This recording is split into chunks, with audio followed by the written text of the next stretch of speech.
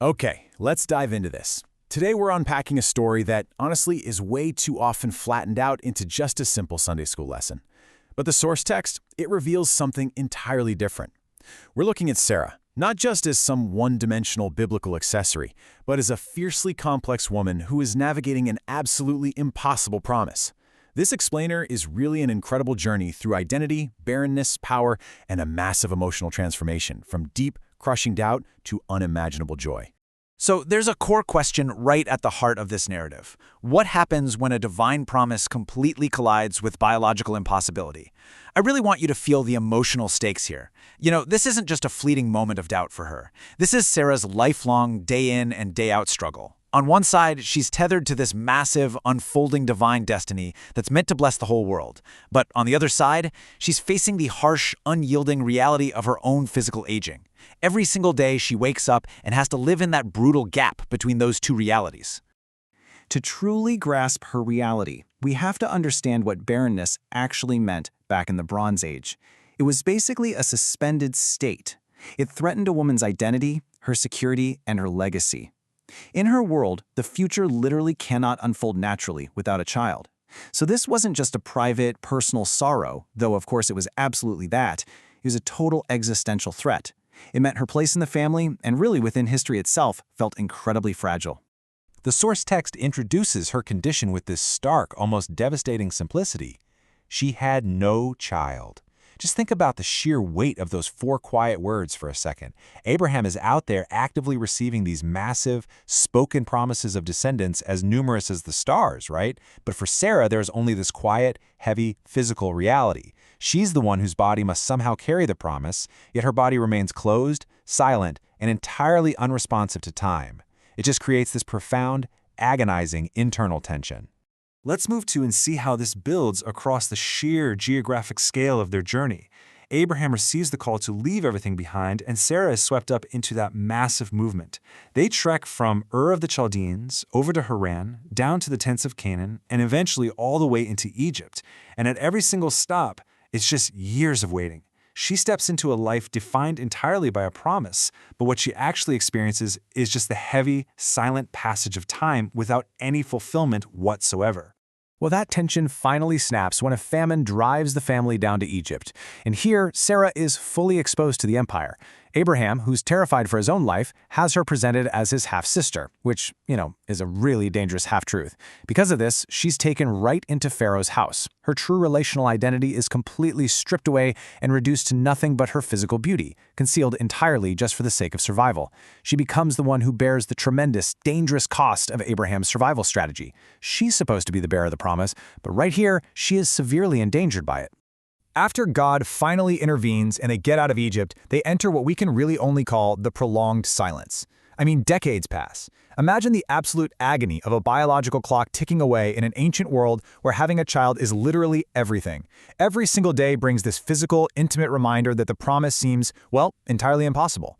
Abraham's faith can somehow look ahead to this unseen future, but Sarah, she has to experience the absolute contradiction intimately and physically right there in the present. And this brings us to a breaking point which is captured so perfectly in this agonizing quote, "The Lord has prevented me from bearing children." Notice how Sarah interprets her condition. It's not just a biological limitation to her, it's divine withholding. God has closed the door. And operating from within this interpretation, feeling like she has been completely sidelined by God himself, she makes a decision. Now, it's a perfectly culturally understandable decision for the Bronze Age, but as we'll see, it turns out to be incredibly dangerous both spiritually and relationally. She decides she has to force the promise. Step 1, interpret the barrenness as a definitively closed door. Step 2, give her Egyptian servant Hagar to Abraham. Step 3, attempt to construct a biological alternative. This is just such a deeply human temptation, isn't it? When divine timing becomes completely incomprehensible to us, we try to construct our own alternative paths. We try to preserve the intention of the promise while completely bypassing the impossible obstacles sitting right in front of us. And this brilliantly illustrates the gap between our plans and reality. Her intent was actually incredibly hopeful, resolve the tension and preserve the promise. But the reality? It was devastating. We see total relational fracture, severe alienation, and a complete loss of control. Hagar conceives, and suddenly her fertility becomes this living, breathing contrast to Sarah's barrenness. What was meant to be this clever solution ends up exposing the problem even more sharply, and Sarah finds herself deeply diminished by her very own plan. But then we hit the true pivot point of her entire story.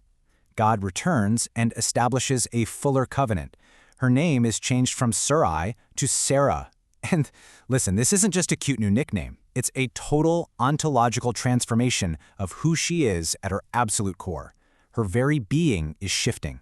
God explicitly includes her in the promise of a son, meaning her identity is no longer defined by her past barrenness or her past failures, but entirely by God's unfolding purpose. She is no longer just a side character to Abraham's calling, she is essential to it. Yet when she actually hears this spoken promise that she will bear a son, she laughs. I really want you to picture this scene. She's old, standing just inside the tent listening in. It's this quiet, almost hidden laughter. It's the profound laughter of disbelief.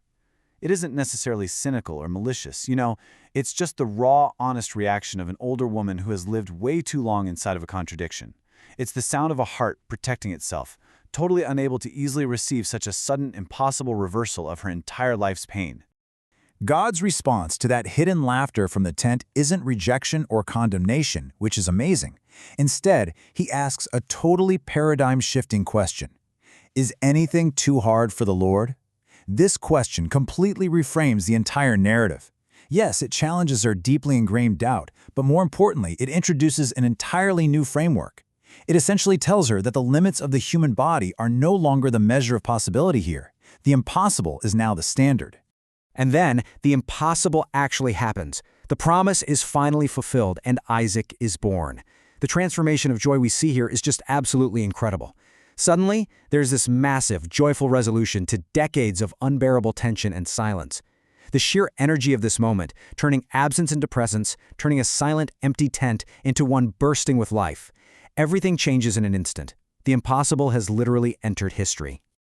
Just look at how her laughter has been completely redefined here. Earlier, she laughed in disbelief, hidden away in the shadows of the tent. Now, she boldly declares, God has made laughter for me, and all who hear will laugh with me. It's a complete emotional 180. She goes from a private defensive chuckle to a radiant public declaration of absolute joy. Her very reality was changed so deeply that her laughter itself had to be completely rewritten. Mel, it would be so easy to just end the story right there on a high note, wouldn't it? But the source text doesn't shy away from lingering complications. Sarah still perceives Ishmael, the son born to Hagar, as a real threat to Isaac's uniqueness. So she demands they be sent away. She acts to protect the covenant's line, but let's be honest, it's a morally difficult, painful decision, and it's rooted directly in her earlier attempt to force the promise. She is navigating a promise that was already made messy by her own human intervention. Transformation happens, for sure, but the scars of the struggle, they definitely remain. All of this brings us to her true legacy as the mother of promise. Sarah's life simply cannot be reduced to a single trait. She wasn't a woman of perfect, flawless initial faith. Instead, she was a woman who was profoundly transformed through struggle, through agonizing years of waiting, and through the brutal reality of human limitation. The fulfillment of the promise didn't magically bypass her struggle. It passed right through the deepest places of her limitation to bring the impossible into the world. Which leaves us with a really important question to ponder today. How do you navigate your own waiting periods when the promise feels completely impossible? Sarah's deeply human experience of waiting, of trying to force outcomes, of laughing in doubt, and eventually laughing in pure joy. It's an incredibly powerful mirror for us all. Transformation so often happens right in the middle of our impossibilities. Thank you so much for exploring this story with me in today's Explainer, and I really challenge you to look at your own impossible waiting periods through the lens of Sarah's incredible art.